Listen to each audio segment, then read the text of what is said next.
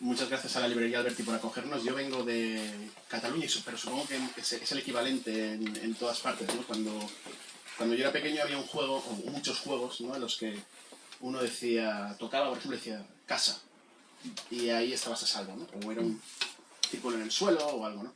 Pues cada vez que tengo la sensación de venir aquí al Alberti, tengo la sensación de que estoy en casa, de que estoy a salvo, de que aquí todo está bien, ¿no? O sea que muchas gracias al Alberti, y lo digo con conocimiento de causa, porque he venido como autor varias veces, he venido como presentador varias veces, de libros que no tenían nada que ver conmigo, y ahora, desde hace poco, como editor. La última vez que estuvimos aquí fue con el libro de relatos de Alma Rodríguez, que justo ahora está en la segunda edición, y justo había salido el libro de Aurora. Le dije a Lola, mira, hemos publicado el libro de Aurora Luque y le han dado el Nacional, o sea que la Alberti nos está dando suerte a ver ahora el libro de Álvaro. Acabamos también de publicar un libro de poemas de Alberto Tesán, así que espero que Alberto Tesán se lleve un premio y Álvaro venda muchos libros. El caso de Álvaro es curioso, porque es un narrador y a la vez es un poeta.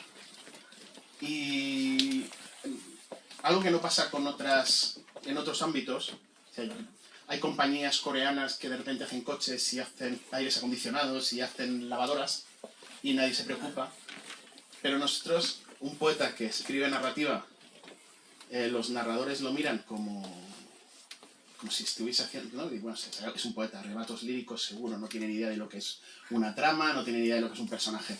Y al revés, los poetas miramos a un narrador que escribe poemas y pensamos, cursi, tópico, seguro.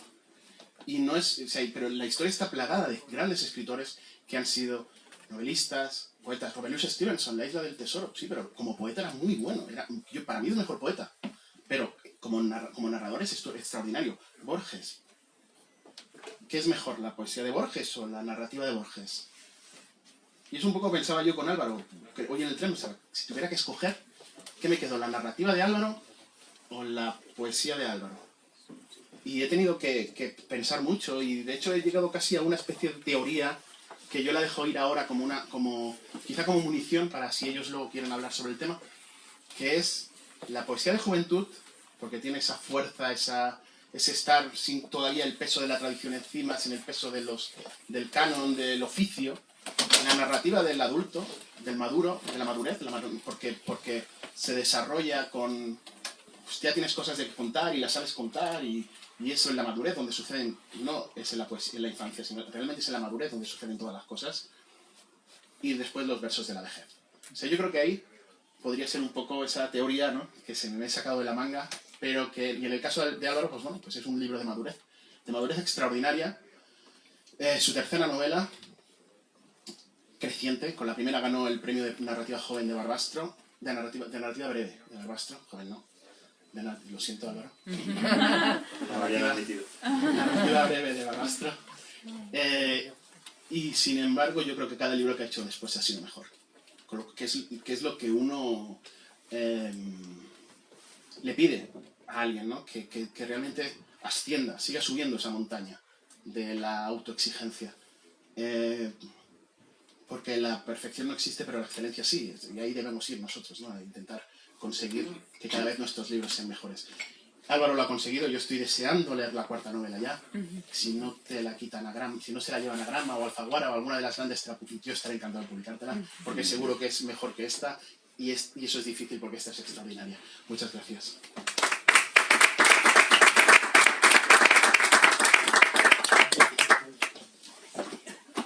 Sí, a mediados de los 80, cuando empecé a leer los poemas de Álvaro García en revistas literarias, y poco después, en el 89, cuando leí su primer poemario, La noche junto al álbum, que ganó el premio Hiperión de ese año, si me hubieran dicho entonces que algún día presentaría un libro suyo, pues me habría parecido una cosa absurda y maravillosa.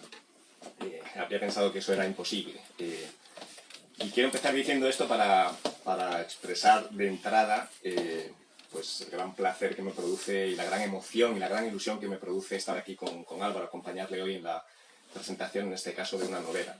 Porque desde el principio de su carrera, desde sus primeros, ya digo, poemas publicados, sentí una admiración espontánea hacia su escritura.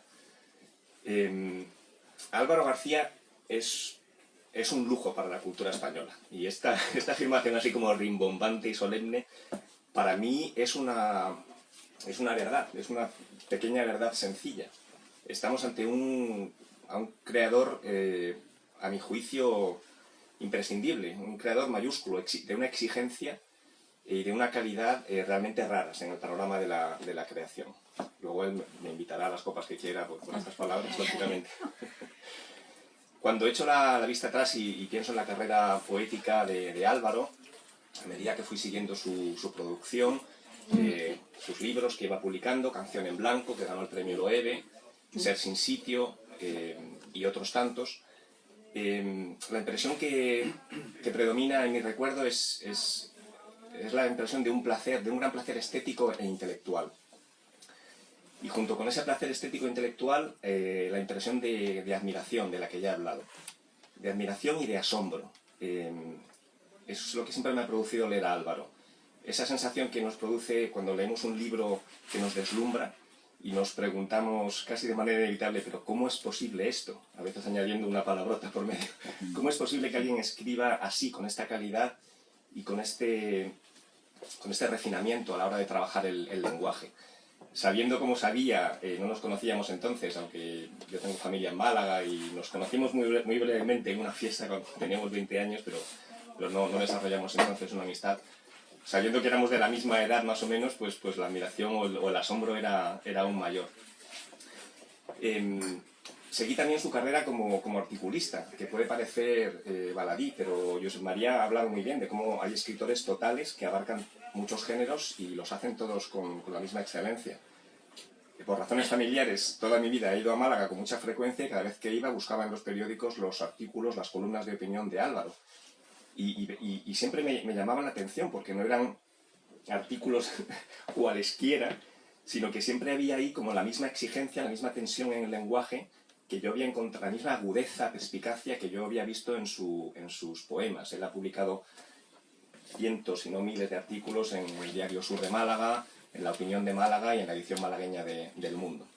También he sido consciente y he seguido su carrera de traductor, ha traducido algunas de las figuras señeras de la poesía y de la narrativa en lengua inglesa, ha traducido a Eliot, ha traducido a Auden, ha traducido a Ferlinghetti, a Margaret Atwood, a muchos otros. Y he leído sus novelas. He seguido su carrera de novelista desde la primera novela, El tenista argentino, que publicó Pretextos, después Discurso de boda, publicada por Libros, Canto y Cuento, ahora Elenco, publicada por Milenio, e incluso una cuarta novela inédita, bellísima, que el autor tuvo a bien mandarme el manuscrito y que confío que no tarde mucho en ser publicada porque es realmente preciosa.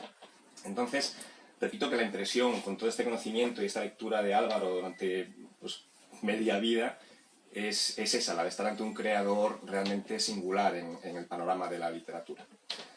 Bueno, hecha esta breve presentación de Álvaro, un poco sui generis, quiero hablar de la novela. Quiero decir tres cosas. En primer lugar, pues hablar un poco de qué es y de qué va la novela, para quienes no os hayáis acercado todavía a ella. En segundo lugar, voy a intentar explicar por qué a mi juicio es una gran novela, de manera sintética. Y por último, voy a decir el efecto que causa en el lector la lectura de Elenco, o por lo menos el efecto que causó en mí. Entonces, empezando por el principio, ¿de qué va la novela? Yo he dicho en las redes que Elenco es una novela de amor. En parte también porque creo que lo es, y en parte también por atraer la atención de la gente, porque la cuestión del amor nos concierne a todos. Como dice la sinopsis de la contracubierta, la historia es la de Varo López, un ex bailarín con prótesis en la rodilla y tan descreído como rodeado de seres amables, que inicia con una joven escritora el acuerdo de inventarse juntos unos días perfectos. Ese acuerdo consiste en pasar unos días en un apartamento de la playa, un verano, un apartamento que les han prestado, dedicándose a escribir. Ella, joven escritora, pues va a intentar escribir la historia de él, que le va a ir contando peripecias de su vida. Entonces ese es el planteamiento inicial, pero en realidad el núcleo de la novela, como digo, es el amor. Y luego, cuando hable Álvaro, o quizá en el turno de preguntas, me gustaría, porque yo voy a dejarlo ahí, pero me gustaría a lo mejor profundizar o detallar pues cuál es la perspectiva del amor o cuáles son los ángulos desde los que se ve el amor en la novela. Sí me interesa recalcar que junto a ese tema principal hay otros muchos temas, y sorprende que en una novela que no es realmente tan voluminosa, es una novela, a lo mejor tampoco la llamaría breve, pero no es una novela extensa, que en esta novela quepan tantos otros temas. Álvaro habla aquí de la muerte, habla del lenguaje, habla del sexo, habla de la memoria, habla del arte, habla de la sociedad de nuestro tiempo. Y muy en particular habla de cómo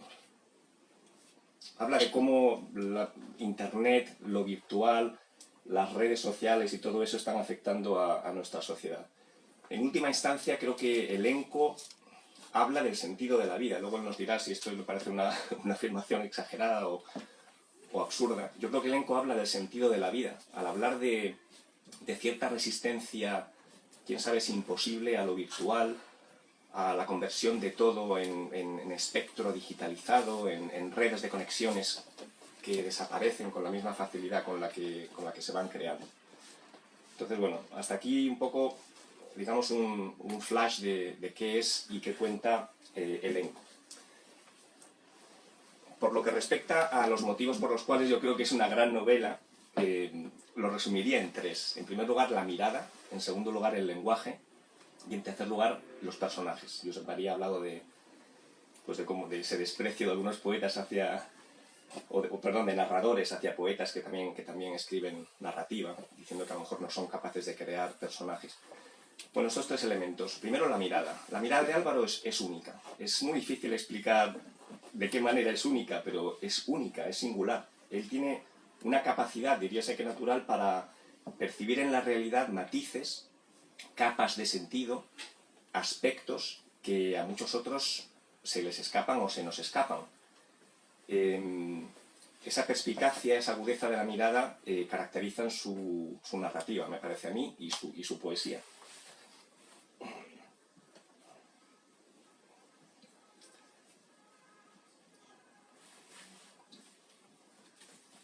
En segundo lugar, el lenguaje. La escritura de Álvaro o la prosa de Álvaro es una prosa que combina con maestría ligereza y densidad. Esto lo han dicho también algunos críticos.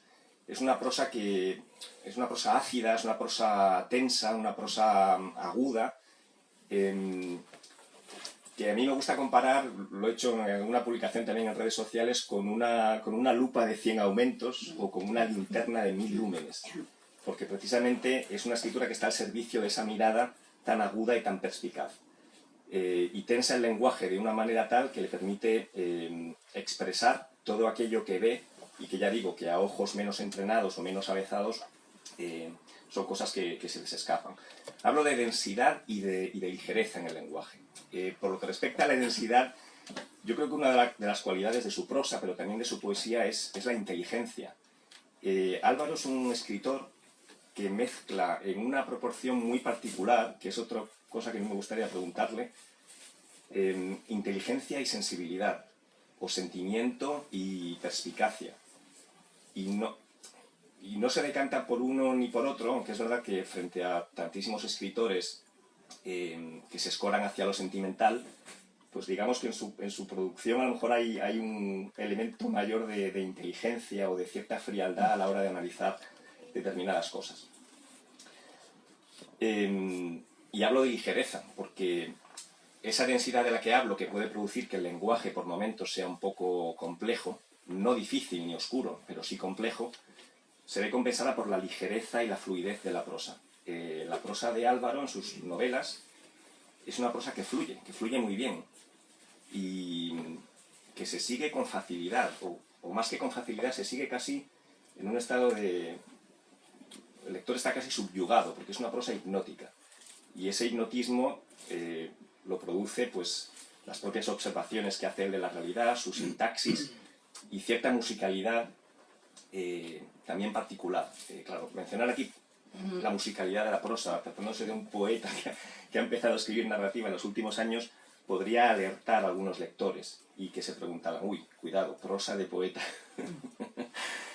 Entonces, sí, para mi juicio es prosa de poeta, pero no en el sentido en el que muchos interpretarían esta expresión oyéndola tal cual, esperándose un lirismo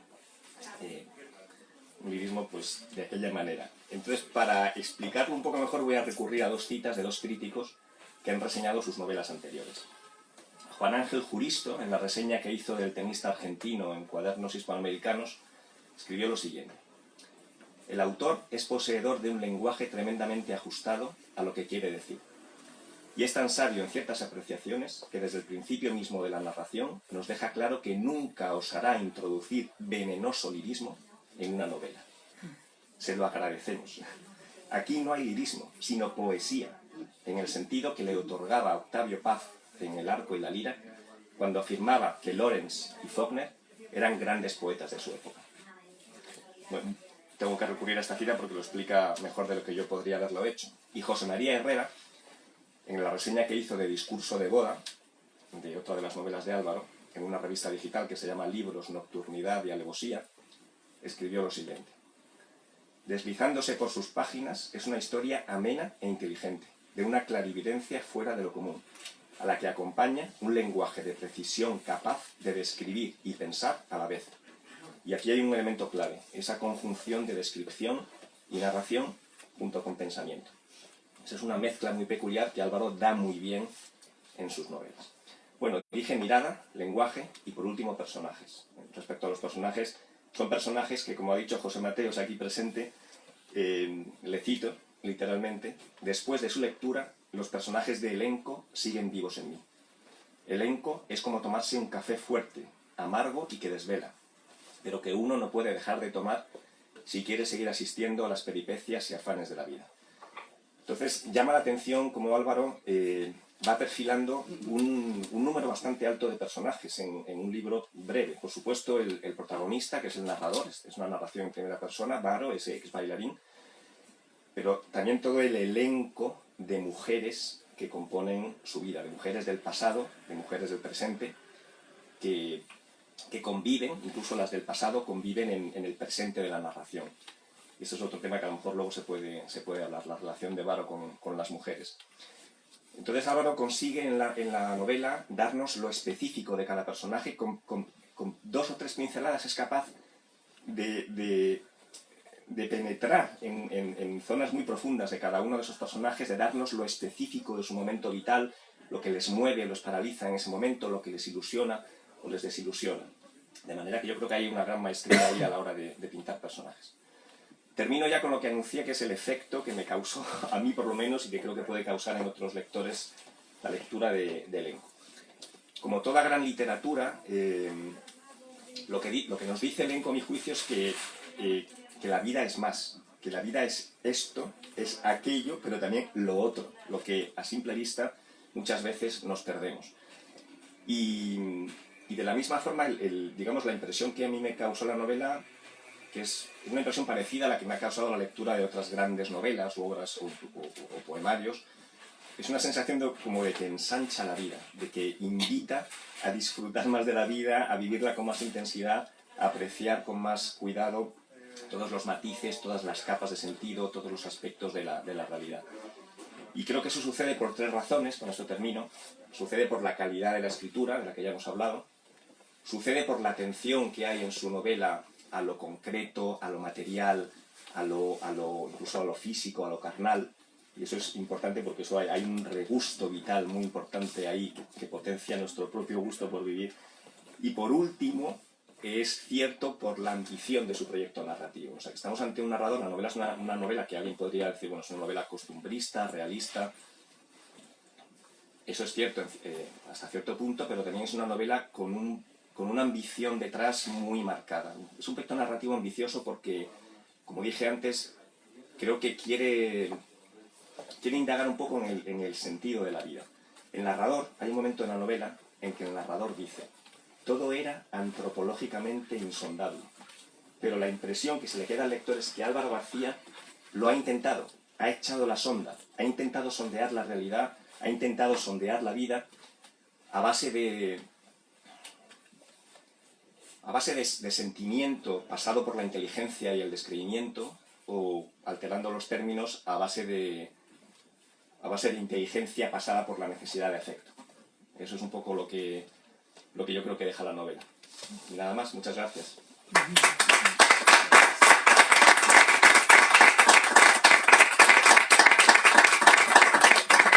muchísimas gracias a la librería Alberti y a José María como editor y a Víctor como presentador, que realmente no me merezco.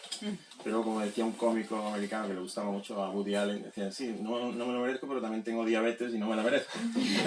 De vez en cuando viene bien un poco una palmada, y que sabéis que es un trabajo siempre muy difícil, el de escribir, como el de cualquier creación.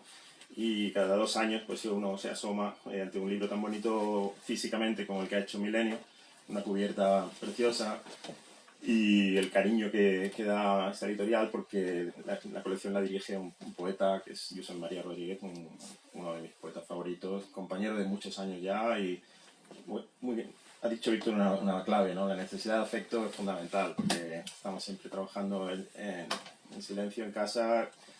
Al vivir en Málaga no es lo mismo, que quieras que no, aunque todo esto se está viendo, y saludo a todos los que lo estén viendo en su casa, como yo lo veo muchas noches, veo el canal de la librería y me encanta estar en cierto modo en Madrid, pero no dejo de vivir en Málaga, que es una ciudad bonita, pero en la que uno se evapora un poco, porque es una ciudad tan bonita o tan fácil en muchos sentidos, que realmente se abandona un poco, quizás, no sé si la ambición literaria, pero hay una necesidad de afecto y de estar con personas como vosotros. Hoy aquí está representado alguna de las instituciones que más me gustan de Madrid y de España. Puedo decir hasta el Museo del Prado está representado hoy aquí, está representada la Moncloa, que me encanta, porque he sido siempre, bueno, como articulista, por mi trabajo tenía que ser tan crítico con la política, sea de un signo o de otro, pero me encanta que haya un representante del Palacio de la Moncloa hoy. Y bueno, Fundación, la editorial Canto y Cuento, Orellana, en fin, tantos amigos la Fundación Loewe, que me cambió la vida, debo decirlo, porque lo sabe Conrado perfectamente. Es un premio muy importante. El premio Loewe cambia de la duda que uno tiene siempre sobre lo que hace, a decir, bueno, pues he sido aceptado. No admirado, porque eso no lo quiere uno cuando escribe, no se trata de que te admiren, pero sí de que te acepten en cierto modo. Tampoco pasarse de que te acepten demasiado, porque te puedes viciar, pero sí, es fundamental, y ese premio en concreto me cambió, no solo económicamente, me cambió la vida. Y bueno, pues estoy a disposición de Víctor, porque me decía que tenía algunas preguntas. Yo, desde luego, le agradezco muchísimo lo que ha dicho. No sé si muchas veces se sorprende uno, porque incluso la frase que ha citado de la novela yo no la recordaba, y no sé si a mí me apetecería leer una novela que diga que algo es antropológicamente insondable. Pero seguro que lo dije, sí, si está ahí, eso, no hay duda. Había una idea de Swedenborg, ¿no?, que decía que cuando algo se escribe sin mucha convicción debería poder diluirse luego la tinta y que se borre. Pero en los libros no pasa eso. Lo que tú digas, Víctor. Bueno, ponemos aquí. Sí, nos ponemos aquí. La primera pregunta es sobre el tema del amor, ¿no? Yo insisto mucho en que es una novela de amor, incluso diría que es una novela sentimental, que es una novela romántica, y lo diría sobre todo por fastidiarte, ¿no? Porque sé que seguramente eso te fastidiaría. Pero yo creo que eso es cierto. Entonces, yo creo que tú me arrebatas eso, o que le des que lo retuerzas y nos expliques cuál es ese amor que siente Varo. Varo es un personaje rodeado de mujeres y que tiene cierta dependencia de las relaciones con las mujeres, incluida su madre, incluida otras, pero bueno, también las relaciones sentimentales. Y hay una frase ahí que también tengo anotada que dice: la sustancia del amor era algo que, si era simplemente amor, podía valerse de la infinitud de cosas y seres que en el fondo quieren lo mismo. Como diciendo que cuando existe amor, pues uno lo quiere dar y da casi un poco igual, aunque suene así, un poco mal, da casi un poco igual quien lo reciba. No sé, habla un poco del concepto del amor ahí. De verdad que está sacando frases que van a asustar a nuestros amigos, que la novela de verdad que es una novela de risa en muchos momentos. Es una novela, yo creo que porque me he dado cuenta, quizá tarde, pero también sigo el lema de que de los 50 para arriba sienta bien la narrativa. Entonces, me ha venido bien porque ya tenía algunas cosas que contar. No lo he hecho antes porque no tenía tanto que contar. De joven se abusa mucho de la vida y se abusa mucho de uno mismo, y la poesía se presta más a eso. Pero también digo que la novela es mucho más, la novela en general creo que es más confesional que la poesía. El poeta se defiende mucho más de sus sentimientos, tiene que ponerlos más a raya. Y en la novela, con ese truco de que hay muchos personajes, pues se multiplica el yo, hay muchos yoes, y uno se expresa muchísimo y con mucha libertad, porque no somos, claro, todos somos como somos, pero también de otra manera, como decía Víctor, ¿no? El amor sí es fundamental, no en la novela, sino en todo. Creo que efectivamente es romántico en el sentido que lo romántico da mucha importancia al sentimiento. No el sentimentalismo, que eso sería como volver a matarlo, al sentimiento, porque ya la naturaleza se observa a sí misma y es muy peligroso. La naturaleza en realidad no se observa a sí misma, fluye o corre. Y en la novela y en la poesía yo creo que hay que emular el procedimiento de la naturaleza. No aludirla, sino hacer lo que hace. La naturaleza da vida, da muerte, da velocidad, da interrupciones, da saltos, y ese es un gran truco, imitar lo que hace la naturaleza, ¿no? Yo creo que es incluso así de fácil. Si lo hubiera pensado, a lo mejor me habría costado menos escribir, pero es que es eso. Entonces el amor, y el amor romántico, tal como lo entendemos, pone muy en primera línea el sentimiento, con lo cual una novela que fuera una novela de tesis o una novela de ideas o algo así sería, para mí, sería imposible. Y lo que hago es escuchar ese rum de eso, de nuestra necesidad de ser queridos. Y se ha dicho de esa novela que hay demasiado sexo. Me han dicho incluso amigos de los que me fío plenamente. Y mi defensa ante eso es que el protagonista no busca sexo. No está desesperado buscando sexo, sino que es tan normal, quizás eso sea muy malagueño, es tan normal, un poco cubano también, ¿no? Eso, en Cuba y en Málaga y no sé si en Cádiz, es muy normal, en Cádiz dice cosa que no, es muy normal, sí, está muy incorporado, sí, pero ya sabes, está muy incorporado el sexo de una manera muy natural, quizá en La Habana más que en Málaga, pero bueno, ahí andan. Entonces no es que él busque, sino que eso ocurre de una manera absolutamente natural, y yo soy un ser de 1980, claro, en lo que todavía pues se interrumpió por lo que se interrumpió, ¿no? Porque llegó una enfermedad muy seria que cortó aquel... Pero esos hábitos se han quedado en algunos. Entonces yo no lo veo como una búsqueda loca ni desesperada, y el personaje refleja eso. El personaje me permite alojar ese sentimiento de que el sexo es parte de la vida normal y que no tienes por qué estar siempre con una sola persona, que es lo que ocurre aquí, ¿no? En la novela no hay una sola persona. De hecho, el protagonista, se inventa un amor para unos días. Luego pasan muchas cosas con ese amor. Pero es un acuerdo de verano con una chica que conoce por casualidad al salir de su academia de ballet, y ella es la tía de una de las niñas que ha actuado en el fin de curso de la academia, y la recoge en su coche, la lleva a su casa sin conocerse de nada, pero claro, ella es la tía de una alumna, entonces hablan, y a él le parece que es la persona ideal para proponerle un verano perfecto. Secretamente lo hemos querido todos, un verano perfecto. Nunca sale del todo perfecto, pero en fin, la literatura permite hacer cosas que en la vida no salen. De hecho, bueno, puede ser catastrófico según se enfoque lo que han hecho, pero lo han hecho. Han llegado, como decías, le prestan un apartamento a este bailarín jodido, en el sentido de que tiene la rodilla rota, y gracias a cuya enfermedad él tiene que convertirse en solo conciencia, todo lo que ha sido su vida física, su vida de armonía, su vida en los escenarios desde muy pequeño.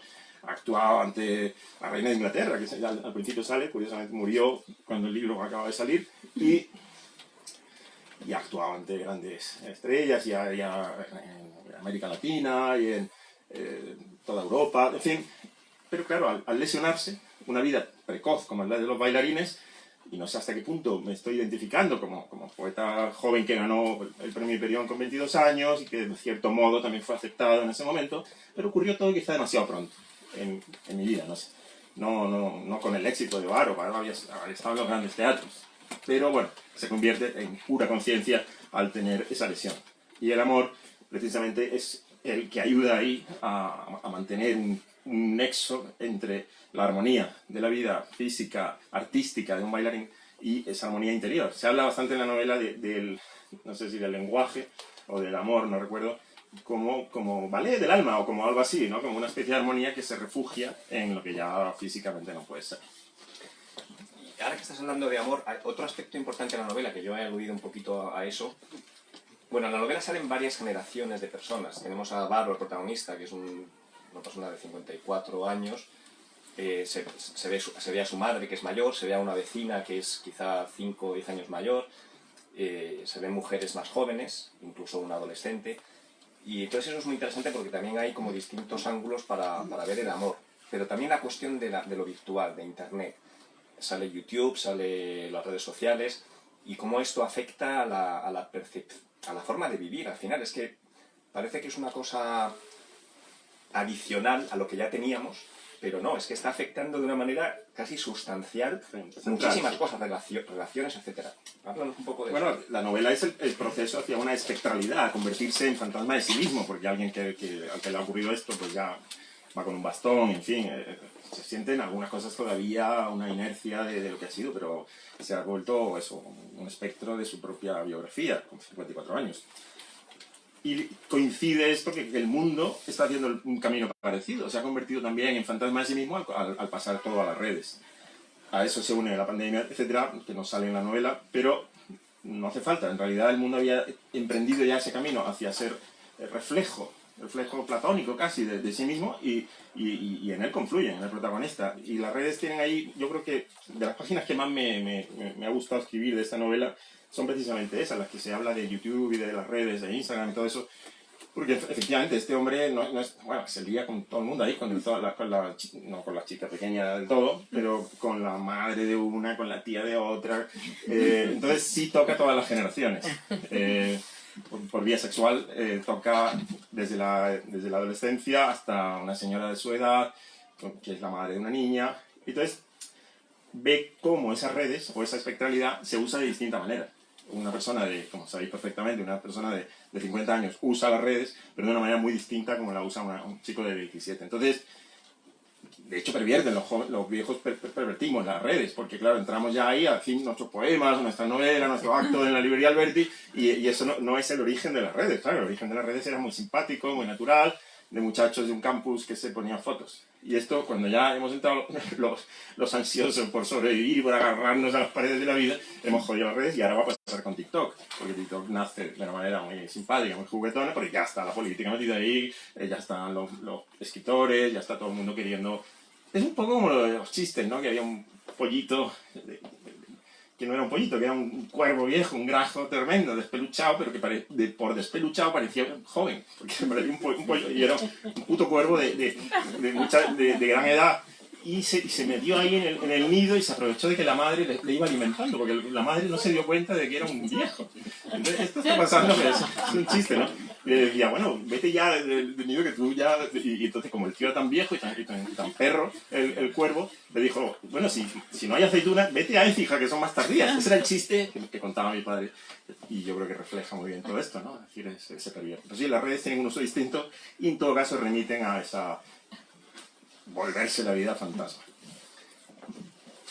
Quizá no tan relacionado con esto, pero otro tema que sí, bueno, tiene alguna relación es, por ahondar un poco en el personaje, porque claro, pues, es una novela en primera persona, de manera que el narrador, que es el protagonista, es central y todo lo que se cuenta de los demás personajes, del elenco de mujeres, pues pasa por su mirada. Háblanos un poco, caracterízanos un poco más a Varo. Me interesa mucho una mezcla que hay en él, o que yo creo percibir en él, de cinismo y descreimiento con esperanza. ¿Qué hay de esperanza en él? ¿Y qué tipo de esperanza es esa? En un ser tan descreído y tan... Sí, no te vayas. Sí, es un ser que está machacado, porque eso es innegable físicamente, está en contacto con su médico que vive en Argentina, porque él sigue llevando unas coreografías que hace a distancia, ya no puede ir a Argentina, ni le apetece ir a Argentina y a Chile y a Uruguay, donde se siguen haciendo sus coreografías, las hace un amigo, él va físicamente de su amigo, que tiene un papel terrible en la novela, el amigo al final, no contaré por qué, pero en fin, el amigo está ahí y es un hombre que sí, que está jodido, está fastidiado, pero tiene, como todos, se agarra también un poco a su ilusión. Es muy importante la inocencia, algo de inocencia, que parece que tenemos que perderla y bueno, pues puedes tener 54 años y seguir teniendo un poco de esperanza en el futuro y en el pasado. Yo sé que hay muchas personas que en este momento que pierden pie porque no han tenido o han trabajado mucho para un paradigma y ahora ha cambiado el paradigma, pero esas personas están haciendo en conciencia algo que es importante, porque siguen siendo sinceros. Pienso, por ejemplo, que ha estado aquí hace unos días en Santiago Auserón, una persona que es tan importante para nosotros y que ha hecho avanzar la música popular española de tal manera y con su investigación seria en la música cubana, etc. Y él dice, sí, pasaron los 80, pero yo sigo llevando los 80 en mí. Entonces, bueno, pues ahí está. Claro, él, si ahora tuviera que agarrarse y hacer las mismas canciones que hacía con Radio Futura, pues sería, para él incluso sería aburrido y sería un poco seco, ¿no? Él lo que tiene es el espíritu que tenía. Esto pasa en general con el arte, que lo peor que puede ocurrir es que imitemos o que nos imitemos a nosotros mismos, y quizá también por eso creo que necesito ser otro, un poco como Varo también. Varo llega un momento en que ya no puede bailar, pero él se inventa algunas cosas que están ahí. Y yo creo que están de una manera fragante, y diría que divertida, no sé. O sea, él se divierte. Aparece su madre también, la madre de Varo, que es profesora, una antigua profesora que sigue teniendo una academia también, en un garaje, en su casa, de señora que se acaba de quedar viuda y que sigue teniendo para 4 o 5 niños porque piensa que algún día del barrio donde vive saldrá un bailarín como salió su hijo. Y esa señora mayor también me permite ver algunas cosas. Obviamente he pensado en mi madre y en otras señoras que conozco. Yo siempre he tenido bastante facilidad para ser amigo de señoras mayores, no sé por qué, quizás porque me gusta mucho escuchar. Ayer hablábamos de Solita Comerragio, por ejemplo. Me gusta acordarme hoy en una librería tan importante pues de una escritora malagueña que, bueno, pues pertenece a una época en la que las escritoras no tenían el papel que pueden tener hoy, que por suerte ya sí tienen, claro. No me refiero ya a la época de Santiago Buseró, me refiero a mucho antes, a cuando Solita era joven, pues una señora no podía ser escritora. En Málaga hubo algún caso en la política y en la literatura de pioneras, pero claro, eran pioneras, a las que hoy nos referimos porque fueron valientes, porque abrieron camino. Mercedes Fórmica, con su novela Monte de Sancha, una política que fue directora general con La República. Victoria Kent, malagueña también. Es verdad que vivo en una ciudad que ha sido bastante avanzada, bastante libre, bastante liberal, y esa palabra me viene bien, porque yo creo que esta es una novela muy libre. Al principio hay mucho de autoconciencia, porque tiene que haberlo, él está solo, y entonces ese volcarse en la abstracción progresiva de su vida tiene que ser así, pero luego ya empieza a entrar todo el jaleillo de mujeres, de chicas, de mayores, de señores, de animales también, porque hay un animal que tiene un papel importante, que es el loro de él, el loro Rudolf, al que me han dicho, una amiga leyó la novela, igual que Víctor ha leído la próxima ya, yo le pasé esta novela a una amiga, y me dijo que uno de los personajes que más le gustaba era el loro, sí, el loro Rudolf, porque tiene una paciencia o sea, sabéis que los loros son muy longevos, entonces este loro lleva en su memoria, en su siringe, lleva en su voz la voz del abuelo de Varo, la voz del padre que también ha muerto. Tiene 40 años el loro, entonces ha vivido el final del abuelo, ha vivido la vida del padre y ahora la de este bailarín. Y es un recurso narrativo extraordinario, el loro, porque va hablando con las voces del padre, del abuelo, y claro, sobresalta. Y permite reflexionar sobre el lenguaje, porque tú lo has dicho, sí, hay una reflexión sobre el lenguaje, sin ser muy pesado, yo creo, muy pedante, pero en algún momento se dice, yo era la caja de voces, que en el fondo también era Rudolf. Sí, es importante eso que dices, porque toda esa insistencia también mía al principio de hablar de la parte reflexiva no ensayística, pero reflexiva de la novela, pues no, es una novela narrativa. Todas esas reflexiones están bien cosidas y bien traídas, a veces un poco al desgaire, pero le añaden profundidad. Una pregunta, ahora que estás hablando del baile en tu último parlamento, háblanos un poco más del baile. ¿El baile es una mera metáfora en la novela? ¿Qué significa el baile? ¿Qué importancia tiene? Bueno, el baile es una metáfora de la sexualidad, esto es evidente, nace como esa metáfora y por lo tanto permite el pretexto de afrontar otras metáforas, sin que uno diga, bueno, está comparando aquí una cosa con otra, sino que va saliendo en las conversaciones que tienen en los bares bonitos de Marbella, y en la playa, y en el apartamento que le han prestado. Siempre se habla un poco, saben interrumpir a tiempo esas conversaciones que podían ser un poco intelectuosas en algún momento, entonces las interrumpen siempre con unos boquerones o con un vino blanco o con algo que tiene o con un polvo, entonces siempre termina diluyéndose y por suerte no cansa, a mí no me cansa haberlo escrito, es decir, pienso que sí, que reflexiona, pero sí, el baile es una metáfora de la sexualidad. Bueno, antes Josep María empezó con ello, tú te has referido a ello, el tema de los poetas que narran. Yo no sé si estaría muy de acuerdo con Josep María en la trayectoria esa vital, pero bueno, es posible, ¿no? De empezar con poesía, seguir con narrativa y terminar con poesía otra vez. Todos sabemos que Borges despreciaba la novela, ¿no? Se reía de ella, la criticaba irónicamente. ¿Qué diría Borges si supiera que un poeta como tú... Bueno, a Borges no le gustaban mucho las novelas. No, de hecho, él no escribió novela. Le pasa como a Kipling, su adorado Kipling. Sí, ciertas páginas de Kipling. Ciertas páginas. Él siempre hablaba, y era un antólogo por naturaleza, Borges. No hizo novela como Kipling no hizo novela. En las memorias que traduje para pretextos de Kipling, la madre, se recuerda como la madre de Kipling le decía, no te enrolles, que no hacen novelas porque no sabes. Eso decía la madre de Kipling. Y yo supongo que en algún momento Borges, que era tan autoparódico y tan irónico, tan delicioso, en algún momento seguro que lo ha dicho, que él no escribe novelas porque no puede acometer esa tarea, como lector no le interesa mucho, no sé qué habría dicho, supongo que habríamos hablado de otra cosa, ¿no? Si yo hubiera tenido la suerte de conocer a Borges, primero lo habría dejado hablar a él y enseguida no habríamos hablado de literatura, ¿no? La pregunta era solo para que imitaras a Borges, ¿no? No me interesaba Ahora voy a- que imitaras a Borges. Ahora voy a ser youtuber porque al final me divierte y porque tengo tiempo y ganas. Entonces empiezo mi canal ahora con Conde, con el músico con el que he hecho, un músico adorable que es un talento. Pasa que le ha gustado un poco como a mí, la vida independiente, la vida libre, no, pues eso, valorar más los días. Y él en su caso pues está en el campo, en Álora, en un pueblo, con su hijo y su mujer y no ha querido estar en el candelero, pero lo estuvo en los años estos que evocábamos. Pero con él vamos a hacer el canal de YouTube y empezaremos, pues sí, a lo mejor habrá que hacer algunas imitaciones, algo así, sí. Yo creo que a Flora le gustan las que hago de Justo Navarro, porque ha conocido a Justo Navarro en algún curso, ¿no? Entonces yo he venido a Madrid y me he acordado de lo que él siempre dice, ¿no? ¿Y qué hago yo en Madrid? Yo lo que tengo que hacer es escribir en mi mesa de trabajo y con mi agente literario. Usted es de Granada. Con ese acento bonito. ¿Te gusta lo que escribes? Pues eso es lo importante. Tienes que ir a Madrid tanto. Pero bueno, para mí es muy saludable venir a Madrid porque es eso. Es oxígeno también para mí y es volver a ver amigos y ahora pues, saludar a través del canal que yo veo todas las noches. Veo el de Nigella Lawson, que es una cocinera de la BBC que me parece muy, muy divertida por cómo habla, por cómo adjetiva. Una mayonesa voluminosa. Sí.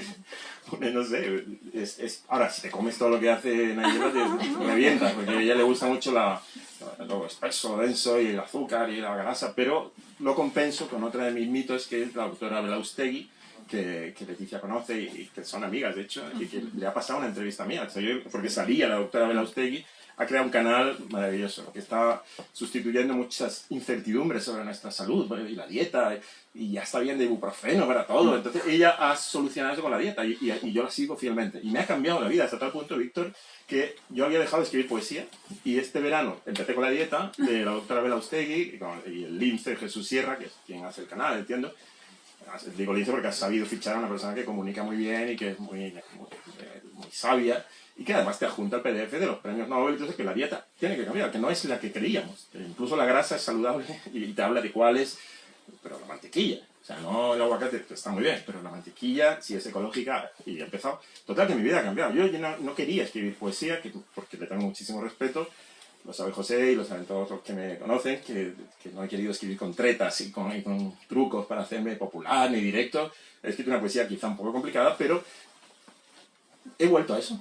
Ha sido la dieta, porque está claro que yo tenía el cerebro intoxicado, no solo por el alcohol, era también la comida, claro. Y muchas veces por creer que no podía comer mantequilla y huevos y todas esas cosas, ¿no? Así que yo recomiendo a Nigella para pasarse y a Belaustegui para compensar. Bueno, te hago una última pregunta y luego ya pasamos un poco a preguntas del público, que seguramente tendrá algún comentario. La pregunta es una pregunta que, como yo sé que jode mucho, hostia, te da por aquello de... Es aquella pregunta inevitable de ¿cuánto hay de autobiográfico y cuánto hay de inventado? Pues bueno, eso te da pie a ti a... Bueno, yo he hecho decir lo que te da la gana.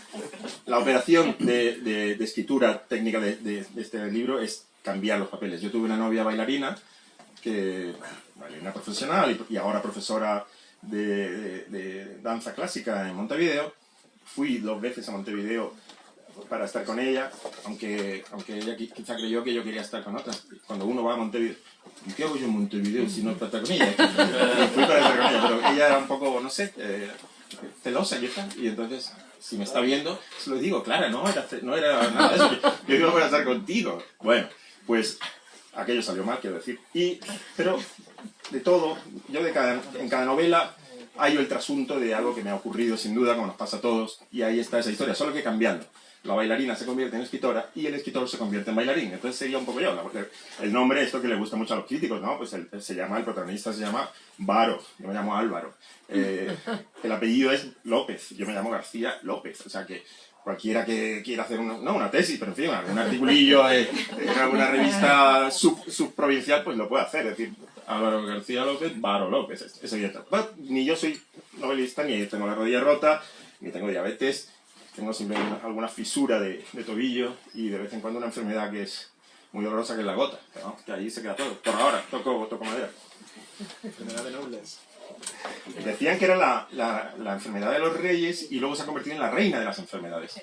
Porque precisamente por la dieta y todo eso, pues sí, yo he bebido bastante y eso el cuerpo lo termina acusando, como decía Josep Pla, ¿no? Yo he bebido las cosas y me han hecho daño, pero bueno, ya es tarde, pues ya Belaustegui acude en mi socorro porque estoy desintoxicando.